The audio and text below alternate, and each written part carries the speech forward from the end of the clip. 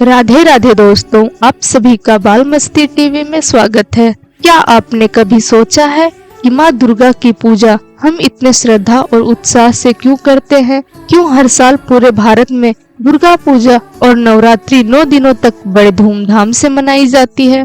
दोस्तों, इसके पीछे छुपा है एक अद्भुत और प्रेरणादायक कथा। आज मैं आपको वही कथा सुनाने वाली हूँ, माँ दुर्गा और महिषासुर के युद्ध की गाथा और 9 दिनों की पूजा का रहस्य। बहुत समय पहले एक असुर था, महिषासुर। उसने कठोर तपस्या की और ब्रह्मा जी से वरदान पाया कि कोई देवता या दानव उसे मार नहीं सकेगा। वरदान पाकर महिषासुर घमंडी हो गया।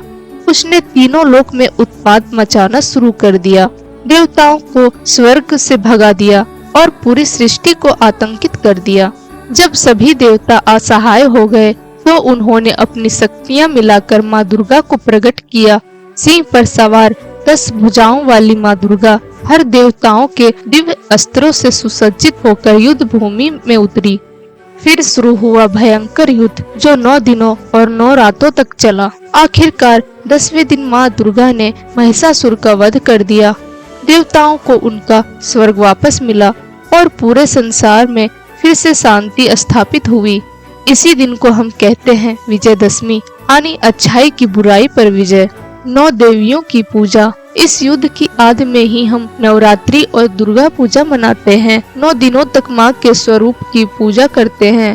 पहला दिन शैलपुत्री, शक्ति का आधार। दूसरा दिन ब्रह्मचारिणी, तप और संयम की देवी। तीसरा दिन चंद्रघंटा, साहस और शक्ति की देवी। चौथा दिन कुसमांडा, सृष्टि की रचयिता। पांचवा दिन स्कंद माता, मातृत्व की मूरत। छठा दिन कात्यायनी, दुष्टों का संहार करने वाली। सातवां दिन कालरात्रि, भय और अज्ञान का नाश करने वाली। आठवां दिन महागौरी, शुद्धता और करुणा की देवी। 9वां दिन सिद्धिदात्री, सभी सिद्धियों की दात्री।